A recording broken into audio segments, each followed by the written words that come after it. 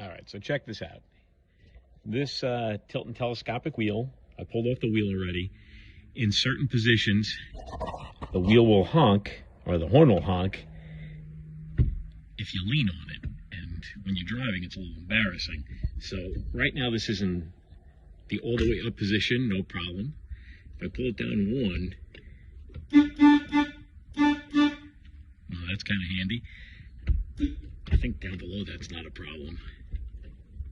All the way down here, I would never drive like that. So, any ideas, anybody, as far as... Oh, that's cool. Why that would happen?